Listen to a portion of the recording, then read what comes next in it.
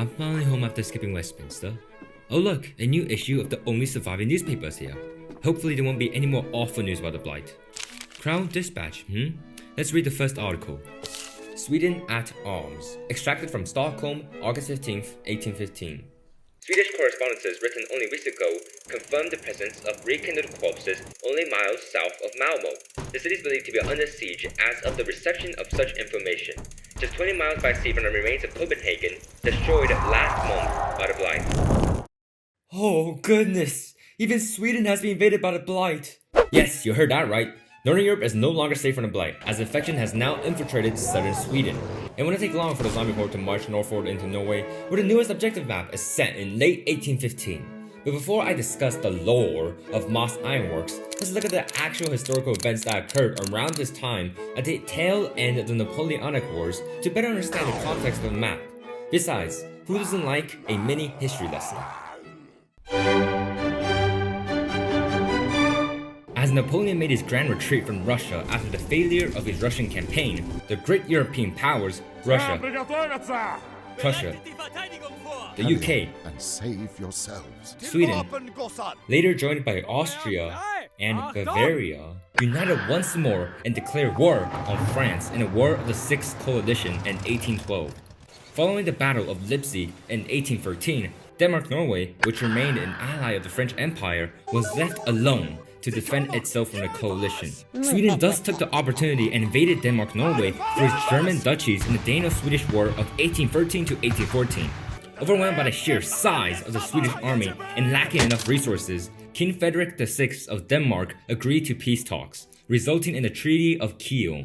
Ultimately, Denmark was forced to cede Norway to Sweden. However, the Norwegians were outraged by the agreement since they had no say in the matter. So, instead, they asserted their independence from the rival, Sweden. Consequently, the Swedish-Norwegian War erupted in the summer of 1814 and lasted only 2 weeks, as the Swedes beat the Norwegians into submission.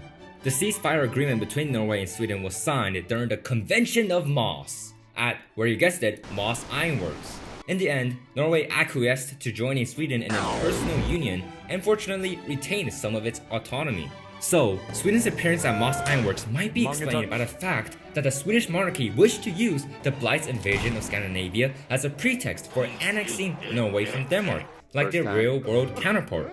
Or it could be that Sweden was quote-unquote cooperating with Denmark-Norway to halt the Blight's advance into Scandinavia, which would be the simpler explanation.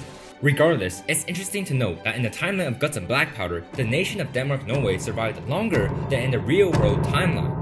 Yet, as we read the notes and documents on the map, it becomes apparent that the country won't last much longer. Well, with the history out of the way, let's get on to the lore of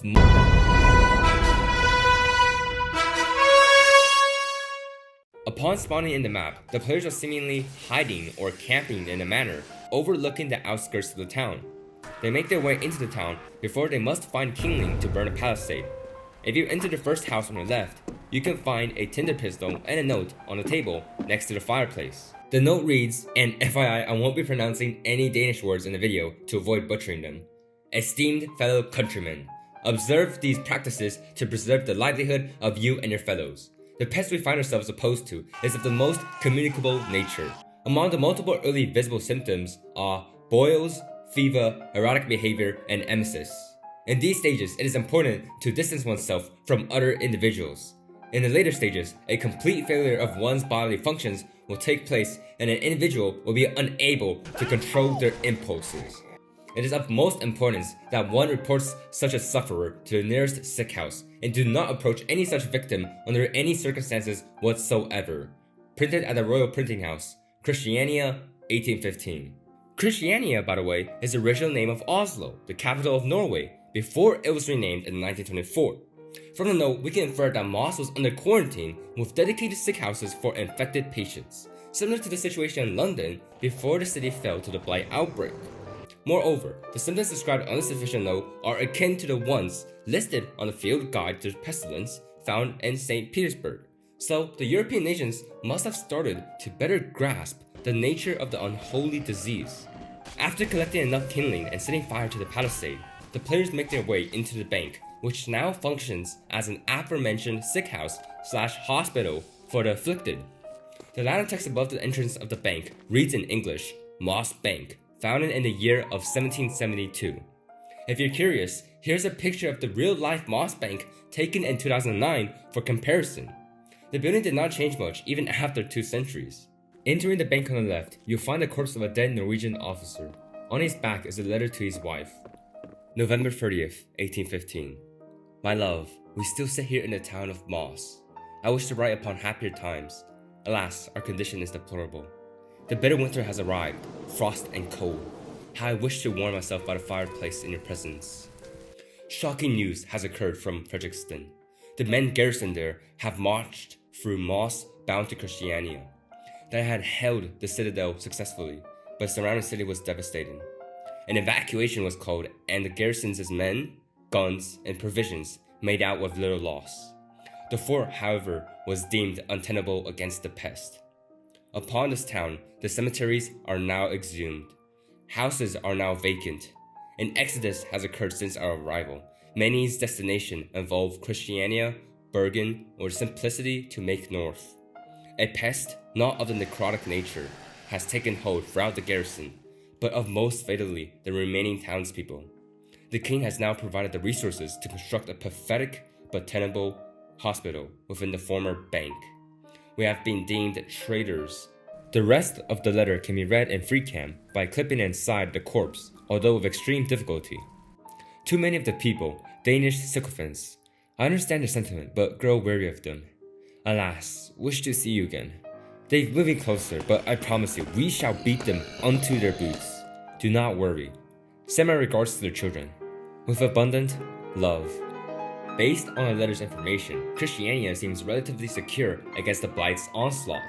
The situation in Moss, however, is bleaker, with the garrison there having mostly succumbed to the pest. It is likely that the officer carrying this letter was a member of the said garrison who died trying to protect the hospital. Nevertheless, it is peculiar that these men were deemed traitors.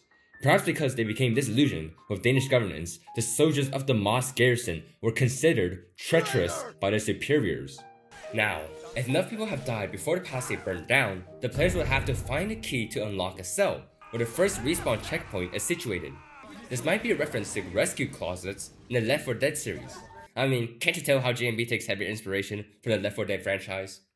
If most of the players are alive, the objective will just be collecting supplies from the basement of the bank. It is strange though, how several soldiers trap themselves inside the cell of the bank's basement. Perhaps they're trying to block themselves off from the affected down there. After completing either objective, the players must pry open a window and make their way through the street. A large sign can be seen immediately hanging above with a scarecrow in the likeness of a Danish soldier.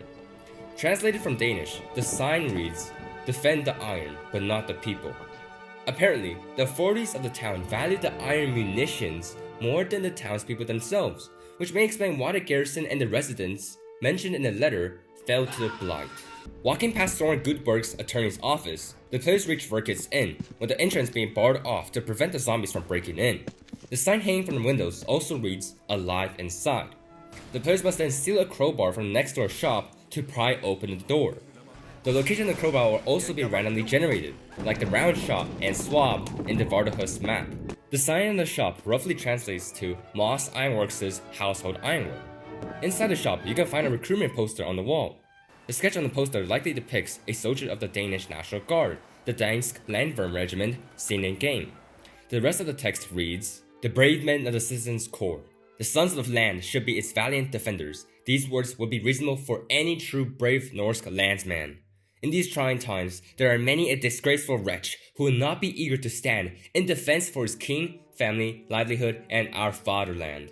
You, brave sons and folk of the land, should take care not to fall to the dishonorable and ill-intentioned ways of those who dare not to place themselves among the ranks of the eager and brave. Make haste, my good fellow, make to the nearest enlisting office. It is your duty to." Printed at a royal printing house, Christiania, 1815. Similar to the ongoing recruitment of able-bodied men in the UK, Denmark-Norway has also begun drafting civilians into the militia to support its war against the Blight.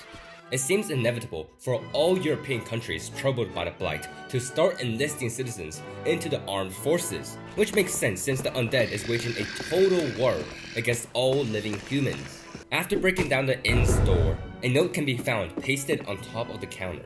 It reads, "Honorable Norwegians, demand freedom, die for it." The king sits fat like a pig on Funen, picking his teeth with the bones of our fallen Danish and German brothers. Now he has forfeited Trondolag to the Swede, and appears to do naught to help us in the face of this pest. Brave countrymen, call for an assembly, call for a new Norsk Rige, printed in Christiania. Like the inhabitants of London, the residents of Christiania and Moss are fed up with the competence and cowardice of their kingdom's royal monarchy. However, rather than calling for the king's abdication, the Norwegians are calling for an assembly to assert their own independence from Denmark. So, similar to our real timeline, the Norwegians want to gain self-rule not only from the Swedes, but also the Danes. I suppose some historical events are inescapable in both timelines, despite the presence of the Blight. On one of the tables in the inn, you may also find a select extract from a book concerning the nature of the Blight. It is probable that these 2 pages is from the same book as the one found in London, The Findings of the Necrotic Plague. Results of the nervous system. The effects of decomposition are great upon the post-mortem afflicted. The entire system rather seems to be reconstructed by unknown means. The brain looks not that of a man, rather severely maimed and deformed. However, connections between the mind and motors are present, albeit maimed and malformed. Common ambulator. Uniformed soldiers, those most certainly afflicted upon death, portray long-term decay similar to that of body decomposition. However, portions of the brain remain in pristine or otherwise healthy condition, along with the nerves associated with their nature. Those of recent affliction maintain much as predicted. Decomposition is much less severe, and the preservation of key function is maintained. Upon the battlefield, those recently afflicted are observed with greater motor skills and a capability of full sprint. Afflicted intelligence. An anomaly arose when men of certain stature and background arrived upon our research. Accounts from the field display them as intelligent compared to their counterparts. These deceased are of various backgrounds, most prominently of the cavalry. They are noted as maintaining the ability to wield and to kill with weapons. 2 subjects of which will be quoted from Lieutenant Campbell. Account of Lieutenant Campbell. Those of the cavalry, in particular the French cuirassiers, don their sabers, no longer held by fingertips, but embedded deep into their hands and forearm. They utilize these sabers with great effect. At far range, they prove indiscriminate. They charge upon you to skewer. Close with these monsters prove them more akin to duelists. They a seeming sense of restraint and pride upon their bloody work. A private under me spoke of their ability to speak crude words. Afflicted intelligence. The autopsy of an artillery officer deemed to have held a lit, slow match yielded decay, but various partitions of the brain to be in healthy condition. Instinct and former occupation seem to determine their higher intelligence and less invasive decay. Biological sense, their abilities may prove more fruitful than to be enveloped into the horde. Of the common afflicted, intelligence is limited. Accounts of higher thinking is recorded, but the condition of the brain can guarantee extreme cognitive loss. Only the exhibition of rage can be seemingly perceived. Those recently directly afflicted maintain much higher function, but decomposition of the brain erodes this exploit over a period of days. Much of the information on these pages has already been observed firsthand by players in-game, such as the Zero Sears and the Artillery Officer Igniter in Westminster. Nevertheless, some intriguing tidbits from the book are 1. Zombie cuirassiers can speak crude words. 2. Some regions of the brain of the infected are preserved. And 3. Other parts are reconstructed by the Blight. Therefore, this means that the unholy disease itself might be sentient and selective with how it afflicts individuals to maximize their ability to kill or infect others, which just showcases how supernatural the plague is. After going through the back door and into the alley, the players encounter a grisly scene. On the wall, the text reads, "Catch them once again." The shackles of the supposed deserters are impaled while they were executed with their hands tied behind their backs. Honestly, they might have had it better than the men consumed by the Blight. Meanwhile, the players are tasked with pushing a cannon sled to the bridge and taking a chandelier. Near the sled, you can find a map on a wooden display board in a small courtyard. This map provides us with a better overview of the ongoing Blight invasion of Scandinavia. And by the way, the map I used earlier is the original and real-life source created in 1816.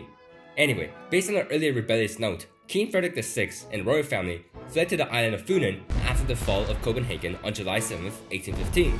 The island apparently remains the only safe location in the Danish archipelago. Furthermore, the region of Trøndelag that the note referred to is located here in central Norway. It is an especially significant region since it is basically the breadbasket of Norway, producing much of the food for the rest of the country. Hence, the king likely ceded Trøndelag to Sweden in exchange for their involvement in the defense of Norway. Alternatively, he might have done it just to appease Sweden so that Denmark wouldn't lose the entirety of Norway. Next, the players load and fire the cannon with a chandelier acting as a grappling hook. Before ziplining across the rapids, you may notice a note stuck onto the wheel of the wagon hanging off the bridge. The note's cursive handwriting is difficult to read, and I can't really decipher it myself. If you guys can transcribe it, please comment below.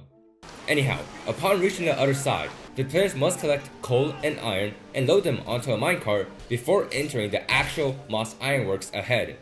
During this section of the map, the song, the Nutcracker 12, The Cafe, plays in the background.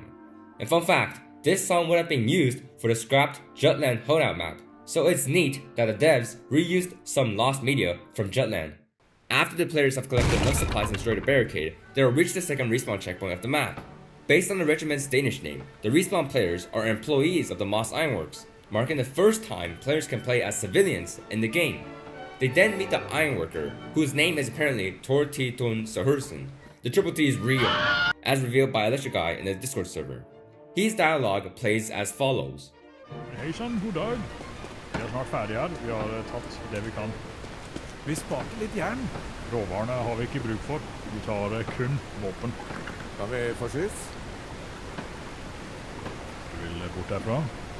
Ja, det vil vi alle. Jag vet inte om jag är i stand till att hjälpa dig. Kusen där hade kunnat dra en betydligt större mängd utan dig och eldröret. Hör här. Jag förde de sista gevärerna nordover. Där uppe har vi satt upp en flåte. Och den la vi driva ner fossen. Därifrån väntar ett skip som ska ta både gevärerna och oss till Bergen. Ska du sända det ner fossefallet? Vi pleier å fløyte tømmer der, så forhåpentligvis håller flåten sig flytande. Era dåraktiga norrmän! Varför inte använda hamnen? Stranda är en dödsfälla. Vi kan inte lasta skipet där. Hör här, jag må få drassa Ja, alla från fettet! så kommer jag tillbaka i kulden vet når med den tomme forsyningsvognen vår. Och därför ska vi komma oss till kysten. Vad med materialet? Hjulet har skilt sig för 5:e gången den uka. Du må rense det. Slipp kulde och järnet ned i smältovnen, men gör det med jävne mellanrum. Stöpeformerna är klara för svingkanoner, så allt du trenger göra är att köla dem ner nog till att bära dem. Greit, folkens. Lycka till då! Upon his exit from the ironworks, the players must break the ice blocking the water wheel and repeat dumping coal and iron into the furnace while fending off the zombies. The song La Folia by Antonio Vivaldi will also play during the holdout. After 3 repetitions, the players will have to wait for the silver guns to be cast and cool them by dousing them with water. The bridge connecting the ironworks to the convention house will also collapse following the arrival of Swedish Zero Sears, so be careful not to linger too long on it. The players then have to carry a silver gun and make their way to the river, where Tord will return on a log raft. The map thus concludes with the players escaping Moss downstream toward the shore.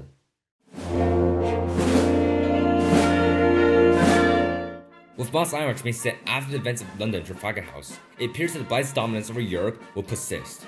Northern Europe is now in the process of total devastation, and the only region the Blight hasn't fully conquered is southern Europe. It will be interesting to see how the disease continued to progress in the Iberian Peninsula after San Sebastian and possibly its invasion into Italy and the Balkans. Regardless, based on the notes from Moss, it seems that Denmark-Norway will soon capitulate to the Antichrist, while Sweden will likely be the last remaining European kingdom in Scandinavia. Well, I hope you guys enjoyed watching this lore video. It is my most intensive video yet, so please let me know what you think in the comments below. Also, thank you guys so much for 2,000 subscribers. Not to sound cliche, but you guys are making my dream of being a YouTuber come true. Well, please hit that subscribe button and like the video if you want more videos like this. Toodaloo! Wait. What